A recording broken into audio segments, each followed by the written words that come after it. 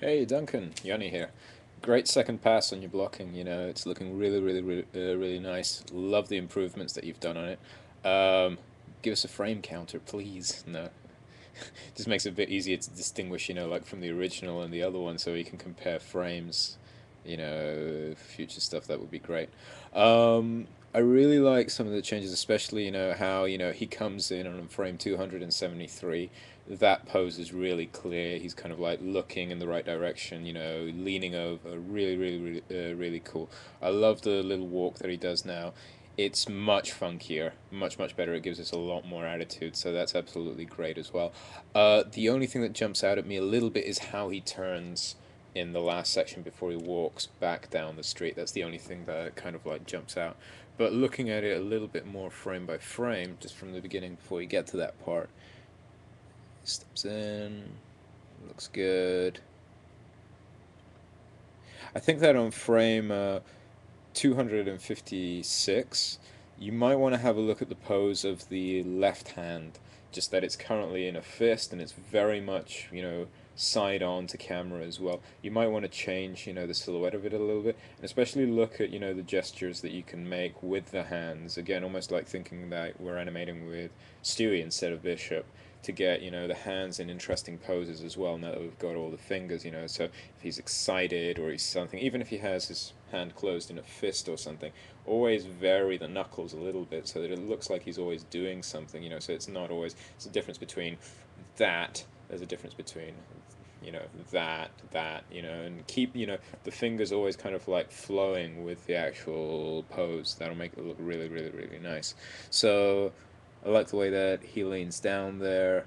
I think you could probably throw into frame 269. Think a little bit more about the drag of the arm as well. Here's somewhere where you can actually really, like break the joint because the hand kind of like goes up, and as his hand goes up, you can drag the hand below and then give a nice turn there. So really think about the direction that the elbow is going in, and try to give it a bit more, a little bit of drag, and really to have different parts of the body leading at different times. So as he goes up, in frame 61, have the fist, just drag down a little bit.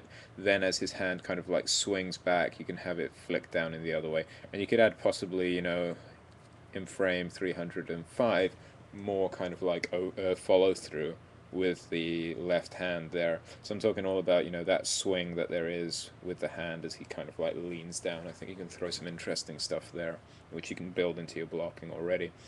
Let's keep looking forward. He comes in there. I think the anticipation that you've got here in frame 335, it's just a little bit too mechanical to an extent, because all he's doing is he's kind of like dipping down, but it's just such a tiny change. I'd change that anticipation and try to find a better way of going forward. It might mean, just think about, he might slide forward, or he might, shift over more to one side and change his weight more than just having a straight squash on the character. I think that he's going to go into doing something that's, very kind of like vivid and moving. You might want to try and get a pose for the anticipation that reflects some of that vividness that's about to happen. And again, it's not as much as he's going to go forward, it's also about the type of action that he's going to do. So it might be something like, he could do a small little gesture with his hands or something like that at the same time that he's doing that anticipation. So I think that pose in frame 340 you can really sweeten up to to get him into character. And then when he comes in, you've got a bit of overlap in frame 353. Overlapping kind of like that, arms and legs, everything's kind of like very much in the same place. I'd try to see if you can fix that pose up a little bit. And he's very off balance as well. So although he's stepping forward, you'd still want to give him some grounding in the actual floor, or because he's kind of like almost shaking side to side like that. There's something very interesting in this walk, but I think you've got to be very careful with how the feet actually overlap one another, because he's almost like doing things sideways like that. So I think there's a lot of space still where you can actually change the variety of what he's doing. And he might not be doing the action, he could be doing the action up here, or he could be doing his hand gestures further down, and those types of things. I think, is just, cleaning up the silhouette, but keeping that idea of what he's gesturing with his hands and with his body. As I said before, when he comes over here, um,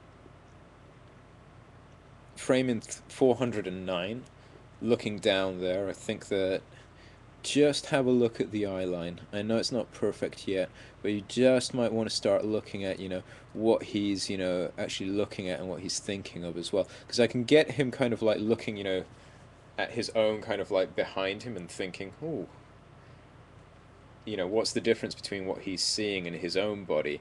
But I think kind of like when he drops his view kind of like to 421 where he's just looking down, I think he'd look back up, very, very, very quickly, because that later on could be part of an eye dot. So the thing is that when he turns here in frame 442, I'd have him change the other way. Currently he's turning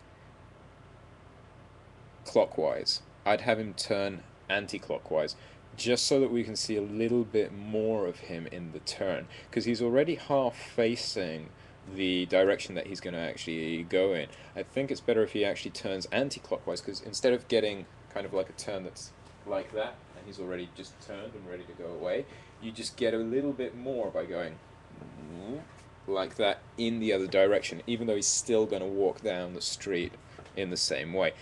It depends on if you have the time as well, but I think there's, still some frames that you could steal from here and there, I hope, if my math serves me correctly. I still think you've got about 10 frames left. And it's just one of those things, really, on that turn, there's a lot of things here, which is like the foot kind of like going back in frame 450. It's not separated from, the other foot, there's a bit of, things kind of like intersecting with one another. It happens with the hands as well. And then when we go to frame 462, he doesn't look like he's in balance, that screen right foot actually being bent, and his spine being so straight and heading off into the to screen. Let me see if I got this right, okay? His screen right foot is currently holding the weight in frame 462, and it's bent, but his spine is straight, and actually he's leaning to screen left. So you've just got this really odd pose, because one thing's going one way and the other thing's kind of like bent looking the other way. And then kind of like we go into a step here, and even on the step where he's going towards the end of the street, it looks like he's heading a bit more towards the door, but those are kind of like things that you really want to clean up, so especially keep those directions clear. But it's looking much, much better. You've done, amazing work in just a day. So I'll see you soon. Bye. Hello, honey.